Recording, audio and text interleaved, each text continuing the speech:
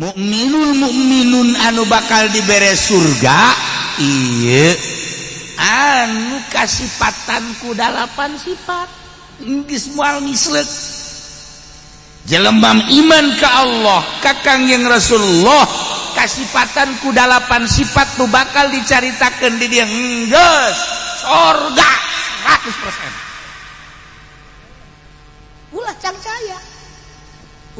caya jadi ayat tanda-tanda ayat ciri-ciri jelema ahli surga di dunia kene katempok kadeuleu di dunia kene urang kuari jang diri urang mah jang diri urang ye aya 8 ciri lamun aya geus teh surga sakitu bae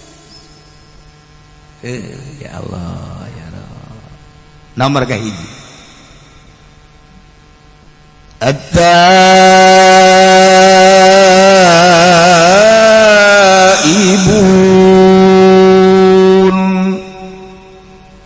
mukminun anu bakal dibere surga teh mukmin anu babali ka Gusti Allah dengan kata singkat tobat nu daek tobat beneran tobat mah tanda bakal menang surga hiji ya Allah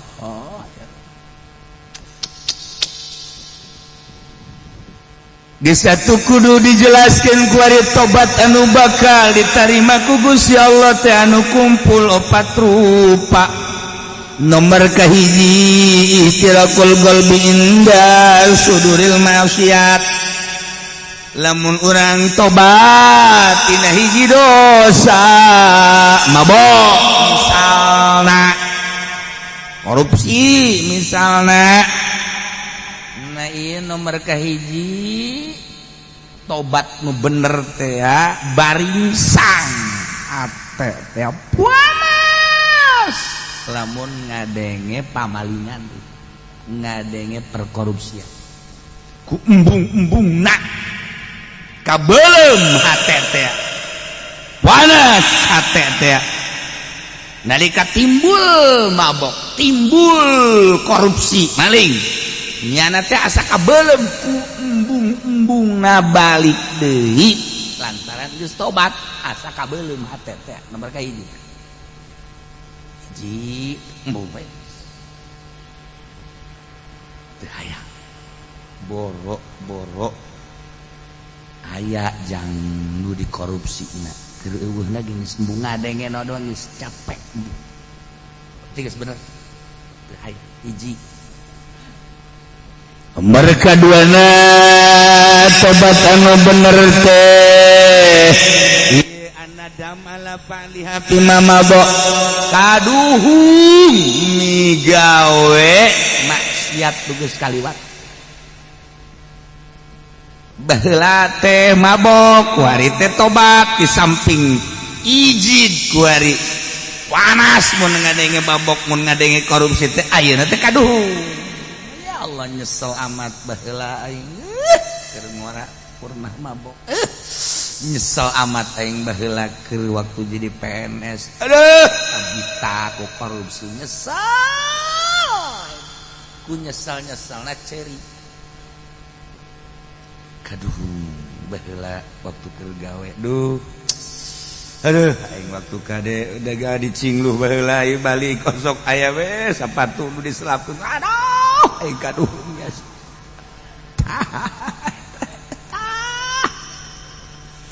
ku hari teh cerik kunaon haji cerik bae aduh baheula waktu dagang di Jakarta Masya Allah kali timbangan dikurangan nu batur dicokot ikaduh jasa cerik lain di dongeng-dongeng cerik kaduhung ka Gusti Allah sakabeh dosa-dosa nu pernah dilaksanakeun teh kaduhung gambarkeun ku urang ku kolbu urang aduh anu kagambar ku urang ti balik ka dieu emang teu kagambar kalakuan-kalakuan urang teu kagambar kagambar nganyerikeun batur nipu batur maling nu batur nyiduhan batur nyarekan batur emang teu kagambar ja kagambar kabeh kaduhu gambarkeun di jero hati ilah calon sorga teh ya kudu bisa tobat eta ibuna kahiji geuleuh embung balik deui dua katuhung pelaksanaan nu geus teh dua nomor katiluna al azwala tarkiha fil mustaqbal ngazam moal balik deui ngazam catet moal balik deui aing mah geus gurat batu teu hayang aing mah kudu ngalaksanakeun deui gurat batu cek urang Bandung mah geus moal beres. Nomor kaopat ayakunal hamilahu ala taubat talab ridwanillah babalikna ke Allah teh bener-bener neangan ridho Allah kan aya nu tobat teh lain neangan ridho sia geureum pan osok ka hotel bae neangan wetes ku kuarin teh lah sekolot aing bari mah tanaga lain yang ridho Allah ku sabab geus tanaga tah kos kitu mah lain tobat tah kos kitu beleumpeuh ngaranna tah sia kan biasana osok mawa jablay bae ku aing ka jangan jikupak suka panggil sia eta kos sia mah ku henteu atuh kari teu kumaha atuh pan jablay teh kudu dibayar tolong namun bayareun atuh kari imah aing pandagang limbah kuku mage ku aing kabeuli ku hari teu aing eureun ge aing mah jang meuli bae lain tobat tamah nu kos kitu mah ngaranna rarang sadan lain tobat tamah nu kos kitu mah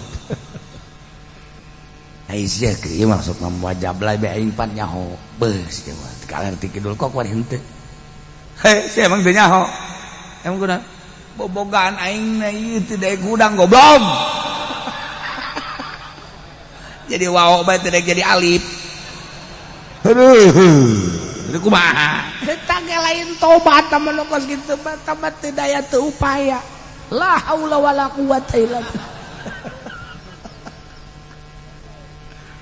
ini macam-macam perhatikan kudu kumaha tuh kieu sia keur ieu kudu mau jablay bae kok kuari mah henteu goblok haram tolol teu hayang aing mah kajen teuing aing kuari didatangkeun ka dieu ti Cina tuh sesa corona dibawaan ka dieu kita ditumpahkan ku aing teu hayang aing haram gitu hayang nu buat ti Turki dibawa ka dieu bisa-bisa aing asup ka jero kabeh teu hayang haram ya jangkung gede orang Mesir teu hayang aing mah geus kajen gitu hayang nu hideung jadi orang negro teu hayang ngomong anu hideung aing mah bukan ada hideung deuk putih deuk geulis deuk teu geulis deuk jangkung deuk pendek geus aing mah haram bae kos kitu mah aing mah aing meunang ridho Allah aing tobat ka aya eta bener coba bawakeun ku urang dibawakeun ku urang si Sarini kadinya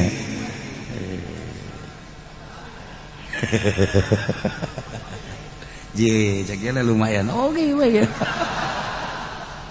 masih kena di toilan kene mah goblok teh mah kos kitu tobat teu opat karak atta dijelas sama tobat teh ulah cara jelema nu ngalahirkeun gaban oh mah tobat wali deui tobat ada nyeri wah sakampung nyaut kabeh nyeri aduh tobat wali deui borosot we kaluar geus beres 3 bulan reuneuh deui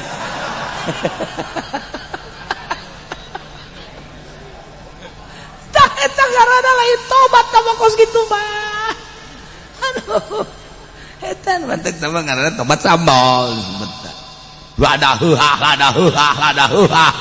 giliran we jengkol deui ngada hari bae Masya Allah ulah gitu tobat kuduna asli at-taibun malah tobat aya 3 rupa hiji tobat fil Islam dua tobat fil iman, tilu tobat fil ihsan. Masya Allah. Geus tobat fil Islam tobat dina urusan zahir, urusanana fikih. Tobat fil iman urusanana batin, urusan akidah. Tobat fil ihsan urusanana urusan sir eta mah bagian ihsan, anta abudallah ka'annaka tarah wa illam takum tarah ka'annahu yarah. Islam iman ihsan kudu belajar, abeh bisa moal bisa mun teu belajar. Naik sepeda ge ngolong heula baheula mah mantes ngolong ngabatang, geus ngabatang karak nyadol baheula mah kitu jauh sepeda leutik kan baheula mah ngolong bae ge kudu kena jari-jari heula. Eta belajar kana geus belajar heula engke bisa ke ahli tobat kitu. Urang belajar tobat heula abeh bisa ke geus bisa karak ahli. Masya Allah, tobatan heula Islam urang mun bener-bener hayang meraih surga atta ibu. Tobatan ku urang dina Islam zahir tobat dina zahir Islam. Urusan-urusan mata urang teh kapan urusan deuleu tama zahir ngaranna apan aya aturanana nu meunang di deuleu jeung nu teu meunang di deuleu. Ketika anu diharamkeun ku Gusti Allah teh pan teu meunang di deuleu kaya ning aya dada raja nyingkap saeutik. Ping anu putih teh rada nyingkap saeutik malah bujalna nu dotonna teh kadeuleu. Eta pan haram di deuleu teh nu geus kitu teh haram teu kudu dibahas di DPR sebenarnya mah lamun urang make aturan syariat. Teu kudu tapi atuh geus masing-masing. Teu meunang di deuleu. Jusi awewe na gede make pakaianana tuh kudu make aturan syariat, ulah sok make anu nyepet jasa sakumaha leupeut. Di deuleu diarep jeung di tukang LTP teu beda jeung leupeut buatan kawaron nyepet. Ya Allah ya Rabbi, deres tuh boga mah pan anu teu boga mah waduh. Di luhur kadeuleu gunungna aya dua anu nyepet teh di handap apemna kadeuleu bebeulahna. Pada eta ngaran tangan teh kos kitu ngaran. Tah ulah kos kitu atuh make pakaianana. Geus we tuh urang mah make pakaianana kos barongsai. Sanu rek ngeuleuh. Nah, si hade mata, si hade ceuli, kade irung, kade lisan, kade leungeun, rugap-ragap, kade lengkah, zahir.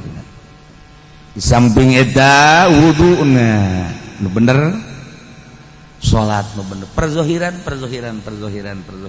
Ya Allah, ya Rabbi, tobat. Kuari urusanana, urusan akidah, keyakinan ka Gusti Allah. Derajat manusia tergantung kumaha keyakinan. Didinyalah nguji derajat. Urang boga keyakinan teh pangeran teh Gusti Allah anu ngaturkeun segala rupa. Rizki teh geus diatur ku Gusti Allah. Dina Al-Quran wa ma min dabbatin fil ardi illa 'ala Allahi rizquha. Naon bae nu kumalandang di alam dunia suku 4 suku 2 bahkan nu hiber eta teh 'ala Allahi rizquha. Rizkina ti Gusti Allah. Tergantung kumaha keyakinanana ya keyakinanana bersyariat tani dagang gae tapi kudu dipasrahkeun ka Gusti Allah deres. Aya nu geus boga kayakinan tinggal aing moal tani moal dagang ka Allah bae kituna teh tanpa ngariweukeun batur yakin ka Gusti Allah mangga tergantung kumaha pangkatna urang pangkat syariat bersyariat pangkatna urang bertoriko antara jeung antara pangkat hakikat geus teu hayangeun ja dunia na gembungeun ieu kana dunia ya yakinkeun ka Gusti Allah ulah ngagantungkeun ka makhluk ulah ngagantungkeun ka dagang ulah ngagantungkeun ka jabatan ulah ngagantungkeun hei sakola sia teh sakola mah sia moal boga ijazah teu boga ijazah hese digawe sia moal dar sia teu boga keyakinan teh jelema mendingan disoekeun tah sungutna tah duh aing mah cenah teh ja ieu lamun teu dagang mah tuh aing ngomong moal dahar beuleunan tah eta keyakinanna ngagantungkeun hirup kana dahar di teh loba kene geus kana ditu loba kene. Aduh, namun teu pidato mah tuh hese ke dapur mal ngebul, je tolol. Dalil ongko. Eta keyakinan kayak gitu. Ya Allah, Masya Allah. Itu boga keyakinan tinggi makan gitu. Mang dagang. Maksudnya iya teh mah bersyariat we, dia boga anak pamajikan urang dibere rezeki ku Gusti Allah meureun melalui dagang tak jual karung ka sapret alhamdulillah aya 10 juta alhamdulillah oh hadza min fadli rabbi dah aya assalamualaikum salam aduh dulur kula kunaon tabrakan aja bakar rumah sakit lamun teu mawa duit teu bisa imah nginjem ka danan menta tah aya di aing ka karak eta bae katarima 10 juta bawa geus Gusti cak pemajikanana teh atau cak anak napa kok dikasih aja ya tuh saya gitu bapak kan dagang itu kan buat apa namanya kepentingan urusan makan mah nanti Allah yang jamin dah udah biarin aja cia sakanya namanya goblok meureun teu nyebut ngaran sia saka sia tolol sia emang kan sejen potongan sih mah kos kitu mah Masya Allah tuh berarti keyakinan ka Gusti Allah tah ulah disangka awas eta bakalna balukarna 10 juta dibawa pakai nulungan engke nyana keyakinan ka Gusti Allah kabarokahna moal kawadah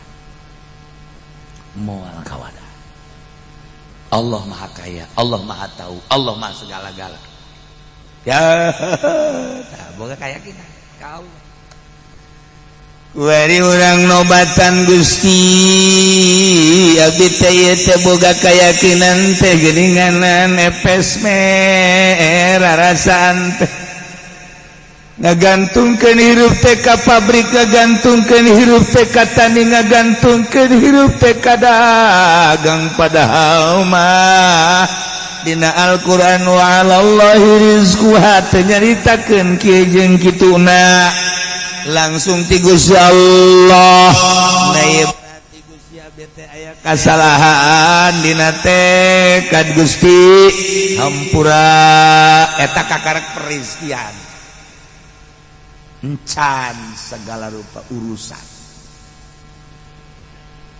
urang teh ada kudag di peuting barang udang poek dekat cai aya nu kulut terkeletrek we teu boga keyakinan dah lah aing daripada engke paeh neuleuh ka mangmang aing paeh neuleuh genderuwo lah aing mah mending ulah tahajud teu boga keyakinan da jelema kos kitu eta kudu ditobatan teh kos kitu kudu ditobatan borangan boro-boro titah di medan laga ngalawan kunti anak bae teu berani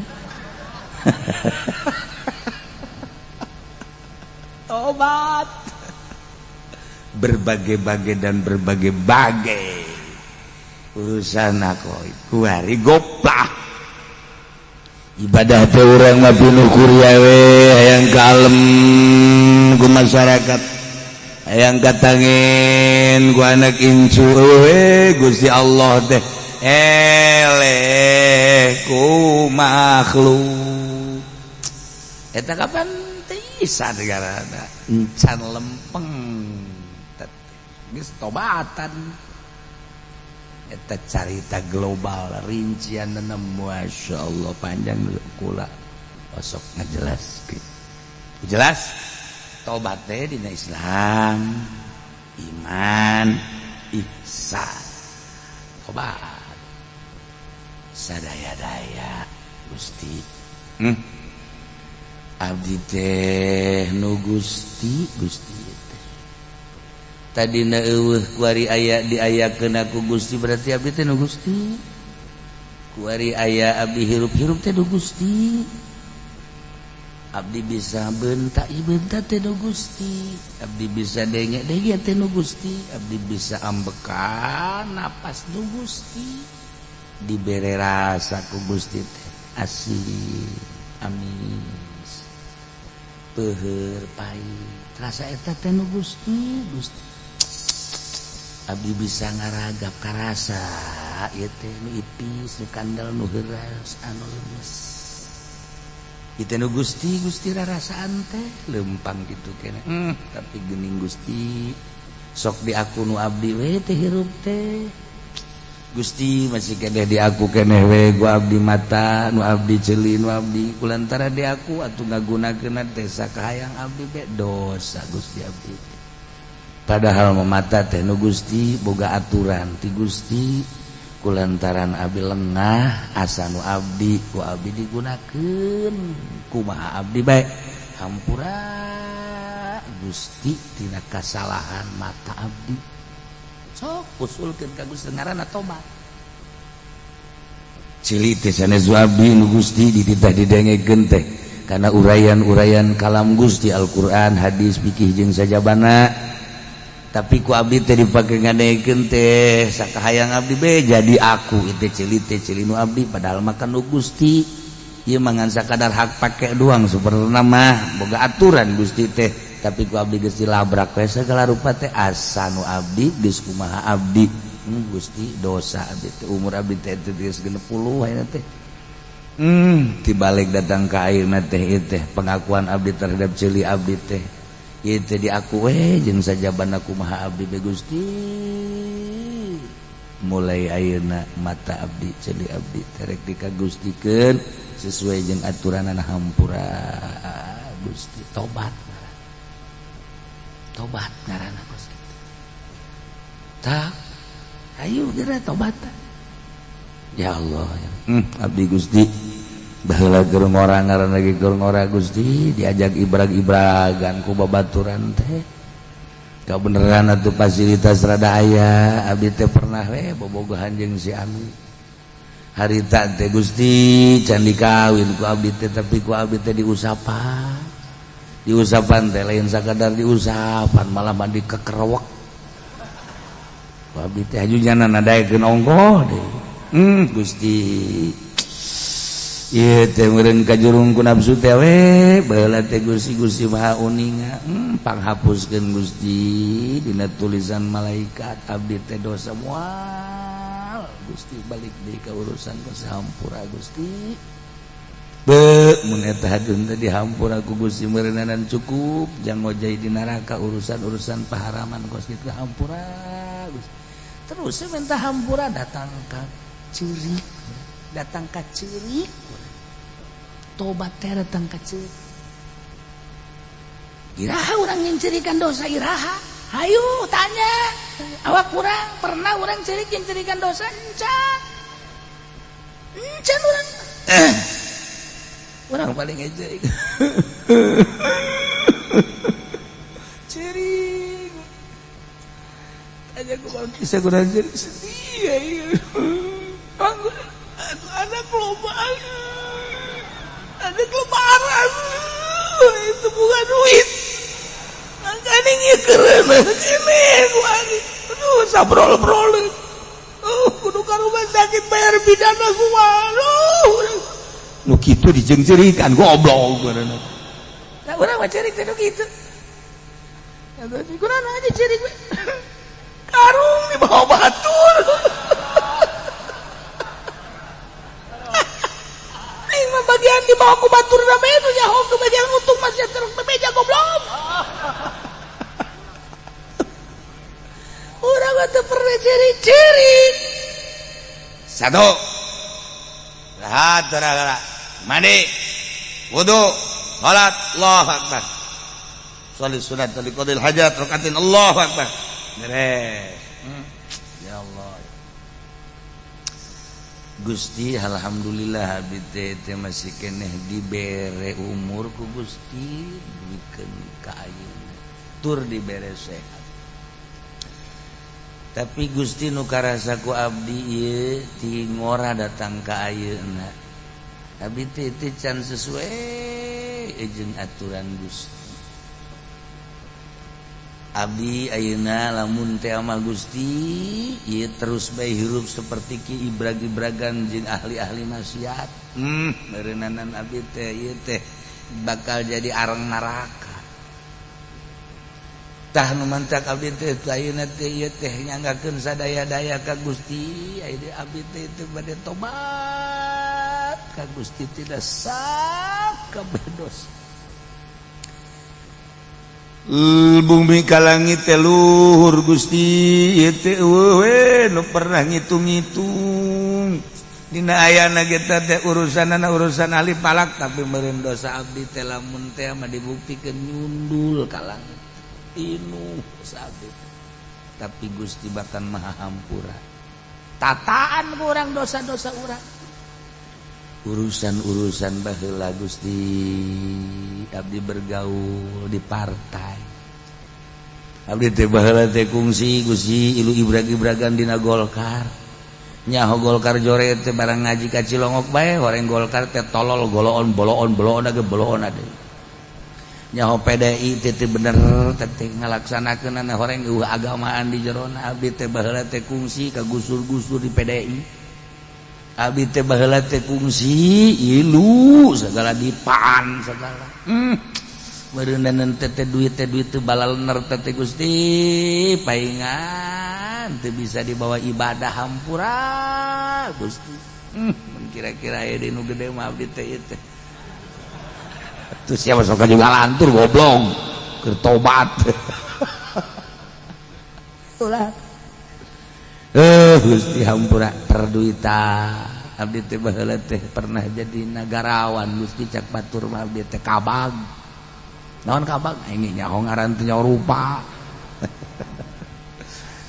nah Gusti ngaran-ngaran abdi kepala bagian Gusti meureunnan duh eta teh anak buah teh tah salah letor ka abdi teh teu pisan teh abdi teh kudu setor ka bupati ieu mah lain rahasia hampura Gusti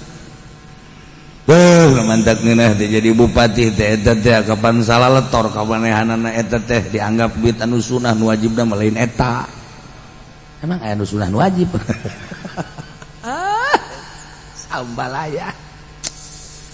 Gusti abdi teh baheula teh jadi polisi. Aduh berat jadi polisi teh Gusti, tapi abdi barang jadi Kapolres harita teh ya Allah ya Rabbi kos di sorga hirup teh.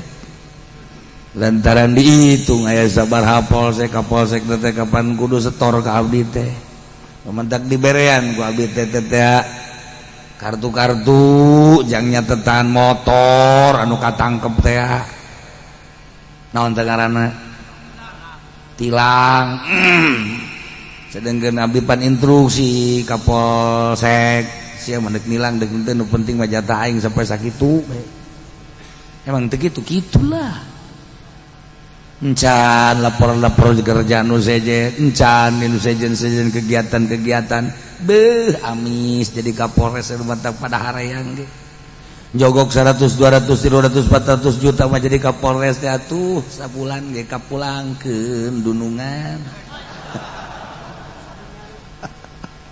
tah emang kumaha gitu nah iyalah abdi Gusti baheula teh jadi Kapolres meureun kumaha jadi Kapolda cacak-cacak jadi Kapolres geus kos kitu nah ieu meureun dosa Gusti abdi teh ya Allah ya Rabb Gusti hampura hampura Gusti ulah kabawa ke akhirat tapi mun teh kudu dibalik-balikeun deui insyaallah kalau dibalik-balikeun dengan meureun teu kanyahoan usahana ya mah geus ditobatan we Gusti ya we ceurik teh jadi polisi teh eureun jadi polisi ceurik ieu mah jadi polisi lain ceurik Pak. Siapa yang mau memperdayakan lagi ya saya kan masih muda tenaga masih kuat andai kata jadi satpam juga siap lagi saya goblok dek kira eureunna meureun teu budak iraha tobatna sok tobat atta ibun masyaallah cik ahli usul fikih mata ibuna teh ajama kabeneran mu'arab bil alif wal lam geus yufidul umum jadi atuh nobatan teh tina sakabeh dosa ketika ditaksis ku Imam Jalaluddin make tafsiranana minasyirki wan nifaqi nah ieu teh berarti kan aya maksud tertentu padahal mah bahasa ataibuna macet tadi ge ieu teh umum geus tina seluruh dosa digilekeun ku Imam Jalal minasyirki wan nifaq kok kunaon eta tak eta urang teh ngaji teh teh kos kitu puyeng anu umum kok jadi ditaksis nah kulantaran anu tadi teh horeng geus diawali jelema anu tobat eta adalah al mukminun anu iman ka Allah ai gegedena dosa teh horenganan teu iman ka Allah geus dipunggal we langsung minasyirki wan nifaq nu sajena mah dianggap gampang yang kita teh mulai teh hese ngajelaskeunana hese ngartikeunana aju hese tobatan ya tobat teh emang babari gitu hese mana aduh barang ngaji tadi ka Cilongo kudu tobat urang teh geus karolo baheula teh hampura nya mana ka pamajikan disebutna mana aya nu mama belah dieu teh mama papa belah dieu baheula mah dewek dewek cek dieu nya dewek ya sia tapi indah itu baheula nya dewek teh si mana tapi indah daripada mamah papa bari jorongos omong nyebut mamah omong nyebut papa tapi ribut baheula mah tilok nyebut ngaran isin datang ka paeh hei ka dieu heula hei ka dieu sakedeung sia heuy ka sa itu ka itu pamajikan atuh heuy embung aing embung nyebut ngaran heuy ya Allah ya eta ku adab-adabna jelema baheula nyebut lagi heuy hei ka dieu ai sa pamajikan emang enak heuy ye pa heuy cek kira mah heulang meureun Gusti Allah kieu mana barang ngaji ka Cilongok teh nya urang kan bakal pararay atuh ieu mah hampura nya emang naon gitu baheula teh kan kungsi leungit kongkorongnya heeh atuh padahal kakak ge milu neangan eta teh pura-pura sebenarnya mah atuh kongkorong dijual ku kakak nu 20 gram teh pala ku kakak bangun kesangan teh neangan eta mah taktik ieu mah pura aja ieu kakak aduh besi ke ka bawa ke akhirat ge mana ge neangan kakak deui ge di ditu geus dikuari bae mah blak-blakan eta teh hari tadi dijual ku kakak ja kakak keur bajidor nih bajidor geus ditobatan eta anu 20 gram mah hampura bae nya diridokeun atuh teu naon ka kula mah geus ridho ya sabarang ti gede geus nyaho eta ku kakak emang nyaho emang siap ku bisa nyaho kula didukunkeun benerita ya cerajak dukun teh jadi lain sasaha cenah atuh teh mah di Ciduhan jeliwat cek teh ditimpah mah komo biasanya mah bukan ditimpah liwat di Ciduhan teh datang ieu mah lain di Ciduhan ge liwat atuh kakak meureuntah mah dukun bisaan mah goblok deui tah saya hampura itu di hampura ku neng geus masalah tamun ku lagi hampura deh kak emang naon gitu atuh patu kula sok nyokotan duit di kantong kakak log bebeja kakak hampur paingan aing sering leungit atuh geus geus hampurakeun bae geus geus ngampurkeun geus nya kuari mah kieu bae ya banda-banda kakak nu neng banda-banda neng anu kakak jadi berarti urang siling bae geus lah geus ulah bebeja urang siling rido bae nya kak emang deuk pairah kitu kak bangun geus rada lain deui ieu tak eta teh geus pokokna mah nu kakak beusi kacokot ku neng teu kudu minta hampura kakak geus ngampura geus atuh kitu keneh neng teh lamun teu keur ieu mah kitu ngeunaheun nya hirup ieu mah barang geus teu gablegna naon karena kitu si neng na tuh bener bae ngomong kitu jadi teu mau cokoteun sial ka haji mah goblok ngomong kitu geus sarang sadan keur ieu ngomong mah wari batu ieu nu kakak nu neng naon kanjut doang aduh tapi kan geus blak-blakan ngaranna tobat nya tuh geus loba-loba dewe teh nya nu neng ku kakak gitu keneh nu kakak ku geus ayeuna mah urang silih hampura ulah gaya gantar kakait urang rumah tangga teu beureunan lah tinggal saneng kadolengkeun deui bisi baheula kakak saha kadua gaplok kitu ge hampura tuh kata tandana ge aya tadi dieu tah naon eta urang dicampilin ku kakak pita geus ulah loba omong atuh ngan ieu bae kula asal ngaca bae sedih perasaan asal ngaca sedih ku mamek tesen harita kakak-kakak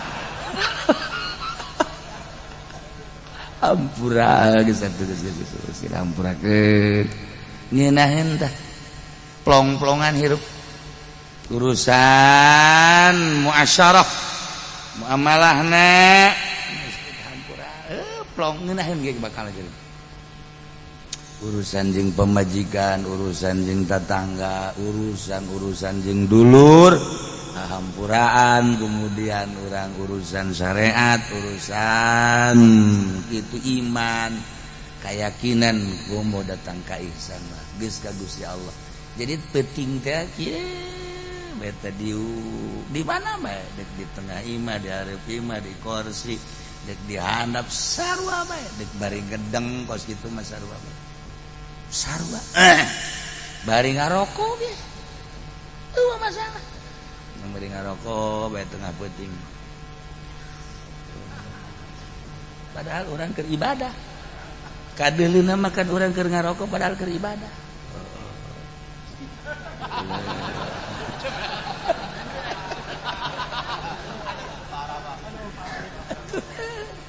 ya Allah rokok lisong kiamat tuh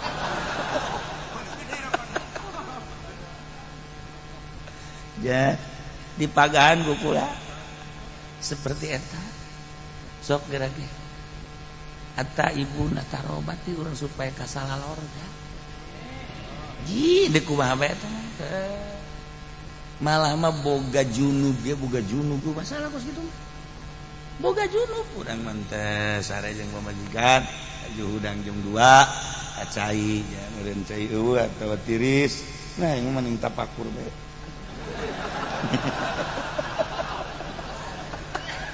siapa di bejaan goblok bener kita mah bari ngarokok orenganan keur neangan tanaga deui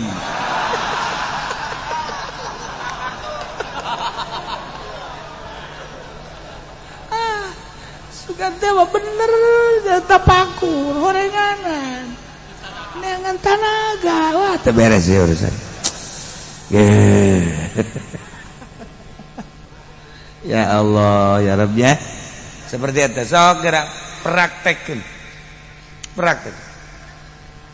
dan mandi tawan teh oge kieu salat dan bagus sholawat istighfar ayo baik gitu kene urang lamun sering baik itu engke beda ge ke beda pasti jasa beungeut urang berubah mata urang berubah pembicaraan berubah tingkah bakal berubah engke batur nu ngaromong isi eta kuari jadi bedanya kunaon matana cieuhan bae ja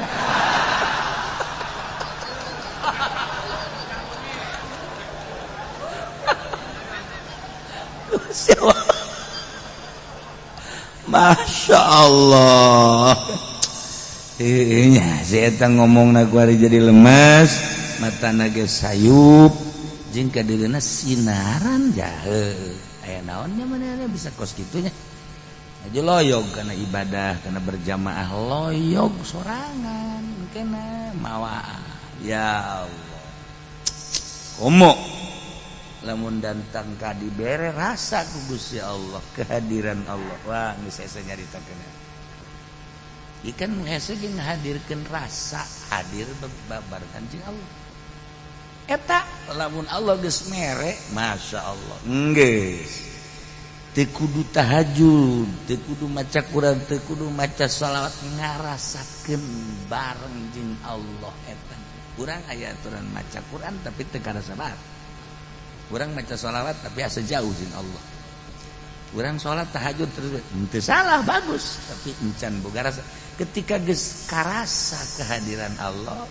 geus nikmatan maksud salat teh supaya kehadiran Allah maca shalawat istighfar wari ngarasakeun teu bisa dihayal tama aya karasa luhur tamang geus luhur teu saha lamun Allah geus mere geus kitu beda geus rarasa ngageser karesepna bakal ngageser lamun geus boga karasa kos kitu karesepna ngageser karesep kana dunia teu pasti ka akhirat karesepna ka makhluk teu pati teu pati resep ka hiji Allah digeser ke Gusti Allah ngageser salat jadi sabodohan bakal itu tina tobat taibun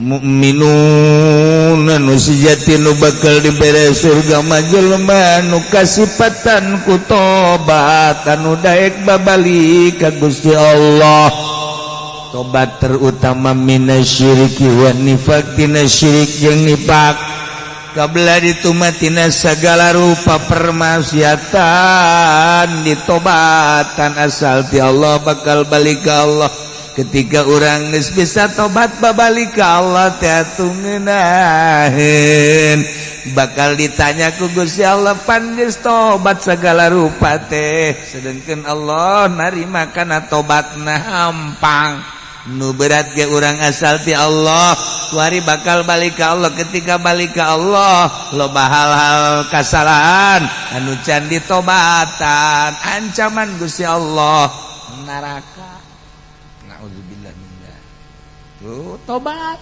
masih dibere kesempatan urang kuari tobat anu mentek tobat anu paling hese mah iklanna nyabutna hai baheula mah kerja di PNS can tobat lantaran nyana keur menikmati gawena barang kuari eureun karak tobat gampang tamah nu hese ge ketika nyana jadi PNS kemudian nyana korupsi tah tobat tina korupsi ikhlas nyabut tina pangtobatanana dah lamun teh amat teu bisa kudu datang ka eureun nyana jadi PNS menjadi ladang kejahatan berarti teu bisa ieu lamun teu korupsi lantaran ieu mah kudu korupsi berjamaah aing teu korupsi teh ieu teh cilaka bakal rangsadan kabehan moal beres ieu urusanana berarti ieu ke ladang korupsi teh kos kieu teh aing berarti kudu menghindar sedengkeun lamun di dieu bae terus bae korupsi wajib menghindar eureun jadi pagawe eta eta nu hese. Eta nu hese aja kuari mah kudu berjamaah. Zaman Pak Harto korupsi masih kene make tanda tangan. Zaman Megawati masih kene make kursi, kuari mah jeung meja-mejana. Wabe korupsi. Ya, teu lamun ditataan kuari emang batu ambal aya korupsi. Murigak bulu urang nyaritakeun perkorupsian kuari di negara. Denyana anu ngajelas-jelaskeun anak. Urang masa kadar macaan pun dibere henteu nyaho kabar bae. Ayo triliunan. Eta diteruskeun lalakon kos kitu atuh mangga bae. Eta kapan nu bahayana kan duit rakyat, duit urang kabehan. Engke anu bakal demo di akhirat teh urang kabehan. Bupati naik serem. Cak urang teh emang urang duit aing punyana kabeh dikenyot. Disesep punyana sakabupaten Tangerang kabeh demo da kumaha gitu. Ja urang ngarasa kapaling kabeh. Pan dika diberitakeun kan ku malaikat. Inilah bupati Kabupaten Tangerang selama sekian menjabat dah ada uang-uang yang diselundupkan melalui ketek, melalui hidung. Nah, duit rakyat dibiarkan. Nah, hasil daripada rakyat sekian, kemudian disalahgunakan sekian kurang kan nyaw, ganyang. Emang kumaha gitu. Aing ngajelaskeun ge abes yang ngarti, goblok. Jadi kitu-kitu ge teu ngarti bae heran padahal bener bae meureun. Emang cenah bupati korupsi aya teu nu henteu bantengan moal aya lah. Kan sieun bang aing tegep ngomong kos gitu punya ho.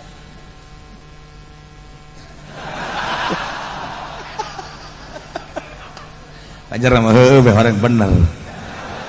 Dah. Di mana orang? Mun kukula dek ditataan nih. Duit pajak nu asup jeung nu diberitakeun eta ge jelas.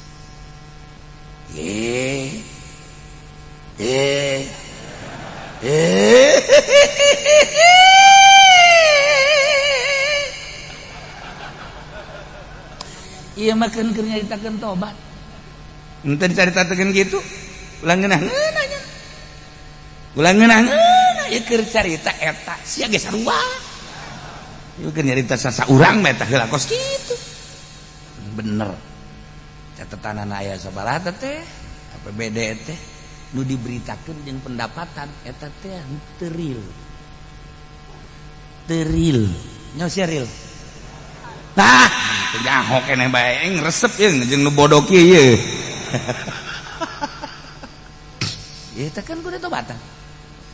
Urang jadi lurah di camat nu lain hakna aja dicokot. Eta kan kudu tobatan. Ieu kan deuk hayang ka sorga eta ibuna. Deres tamah jabatan anu memang ladang korupsi. Korupsieun pimalingen jeung memang ngajurusna teh ngajurus kana pinarakaeun jelas tamah apan ieu mah dagang anu ngabohong bae nu teu reun-reun tinggung ora datang ka ayeuna ngabohong datang ka ayeuna can ditobatan pan eta teh anu dirugikeunana meureun sabaraha puluh sabaraha ratus konsumen. Atupan eta ge meureunna nangjang nyelap-nyelapkeun seuneu dicili di irung mah geus loba sakitu ge. Eta ge deres keneh dagang ieu mah pan kiai, duit sholawat nu kudu dibagikeun teh tetep bae kunyana dicokot di. Hak ieu kan kudu ditobatan deuk mah. Deuk mah. Hayang ka surga mah.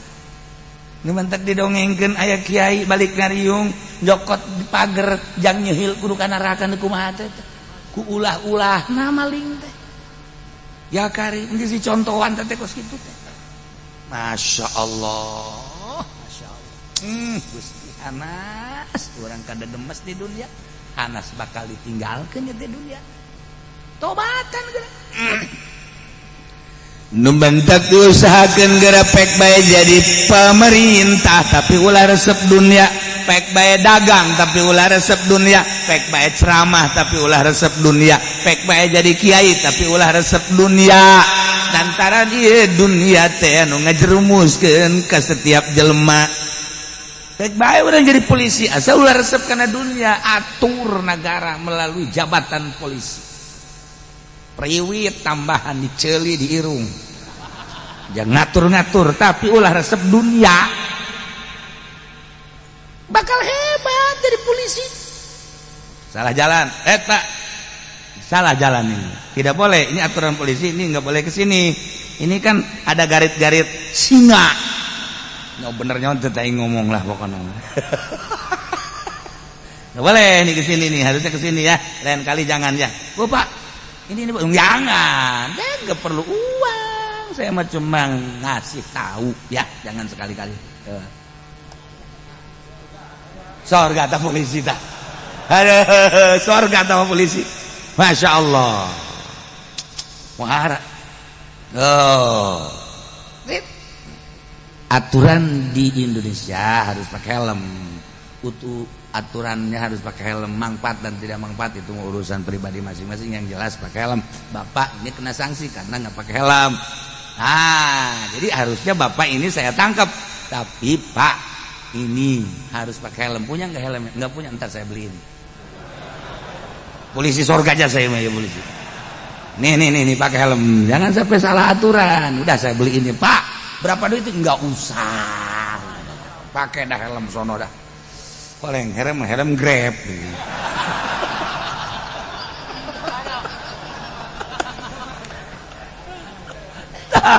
Jadi polisi di surgaeun ya Allah ya Rabb. Hebat itu polisi. Ya, anu naik motor tiluan ditangkap ke polisi. Ini nggak boleh bertiga. Pas saya mau ke Cilongok, ngapain? Saya mau ngaji ke sana. Bohong kamu. Iya bener Pak, saya mau ngaji. Itu pakai kain saya. Padahal mah henteu nya nggak bohong. Bener kamu mau ngaji di Cilongok? Iya. Nah, kalau bener mau ngaji udah aman lah. Sorga dah polisi. Jangan laporan kula cenah ditangkap Kiai. Aju kula bebejan deuk ka dieu bae padahal mah tadi moal aju nama ka dieu bae bebejan. Aja sia kumaha ku polisi teu diamankeun ku polisi. Polisina ngaranna sahebat amat eta polisi. Ih atuh sorga teh. Loba urang lamun endeuk jabatan polisi atuh pake ya polisi lamun polisi deuk sanu ngatur di jalan. Lamun polisi sanu ngatur untung aya polisi pake ka sorga jabatan polisi. TNI lamun TNI aduh kumaha ieu nagara acak-acakan atuh. Mantak wajib ngadirikeun TNI jang pengamanan garda. Nah, asal dipake bener demi bangsa jeung negara. Iya, teu salah ya sebenarnya jadi polisi ya di tentara pek bae asal nu bener. Asal nu bener sakitu hungkul. Urang kuari lain negara Islam. Tetapi kan aya hakim. Hakim teh make aturan HAM. Urang kuari boga masalah. Nah, kuari boga masalah diajukeun kan hakim. Selama hakim sanajan lain di negara Islam, akur jeung agama, boleh urang minta ka hakim eta. Tapi lamun geus teu akur jeung aturan agama teu meunang, tinggal kitu we sanajan cicing di negara lain negara syariat, nagarana negara demokrasi, tapi nyana make aturan syariat memutuskan hukum lah pake. Ketika nyana teu make aturan syariat ulah tinggal kitu doang. Tinggal kitu doang geus aya aturanna dina fikih. Teu hese gasa teu hese. Komo ngadengekeun mah bari hitut los. Babari sebenarnya mah asal urang nyaho. Asal urangnya, masya Allah. Urang kuari urusan tolak. Kuari tolak tilu iya. Bain kubro kan menurut agama. Usul kuari ke hakim. Ku hakim dijadikan tolak tilu jadi hiji. Tak eta salah hakim. Pula dipakai. Ketika cak hakim tilu berarti bain barin kubro. Pakai bener. Tinggal sanajan cicing di negara demokrasi make aturan-aturan hak asasi manusia tapi memutuskan hukum sesuai dengan aturan fikih ya syariat pake. Ketika nya henteu make aturan syariat ulah dipake geus bae atuh putusanana tilu jadi hiji balik deui ka kiai. Pak Kiai hah ieu tilu kok jadi hiji ye teu bisa ngitung meureun teh hakim bejakeun ini tuh 1 aku sayang ibu 2 aku sayang 3 1 2 3 hakim goblok gitu atuh. Aing sok resep ya tungtung nama. Nah iya maksudnya ya tah ulah kaget orang di negara demokrasi geus diatur dina fikih walau kana di ditu bahasana lamun terjadi walau kana putusan hukum lain di negara syariat geus aya di fikihna sesuai ente jeung aturan fikih sesuai pake henteu sesuai ulah tinggal kitu bae. Paroid urang urusan paroid terus ke negara cek negara anak angkat menang kan anak angkat mah lain-lain deui anak angkat mah darah batur anak angkat mah anak angkat bae bisa diurus doang tapi kan dikawin mun lawe bisa dikawin kan warisan teu meunang. Nah kuari dijadikan ahli waris ku negara teu sesuai ulah dipake kuari anak angkat teh ya teu dijadikan anak teu ngawaris pake sebenarnya mah UHC na babari ngomong mah tuh kan gila gitu sok datang sok ke hakim sesuai ente jeung aturan ternyata sesuai pake ternyata teu sesuai ulah laporan deui ka kiai pake aturan kiai ulah sieun-sieun urang kan ieu teh hendak menghadap Allah jadi make aturan ngan teu sesuai jeung aturan agama deuk nanaonan urang doraka aya kene tanyaeun masalahna aya kene tanyaeun kuari Indonesia umur 16 tahun teh teu meunang kawin eta kan aturan Yahudi iya kan sunnah diburu-buru kapan kawin teh abeh engke mengurangi maksiat kan gitu aturan agama nama panjang geus tah kuari kan dijieun aturanana terserah urusan elat-elat tempat-tempat urusan negara ngaranna ge jakakara kuari bae nah kuari teu akur jeung aturan agama tabrak ku urang eueuh masalah tinggal kuari kieu ye iya anak urang umur 17 tahun awewe dek dikawinkeun sedengkeun di negara aturanana kudu 19 tahun atau 20 tahun berarti kakurangan sedengkeun cak agama menang cak negara henteu tarud antara agama jeung negara lakukeun agama engke ka negarana des ya dek kawinkeun anak aing tanda tangan ih enggak boleh ya ya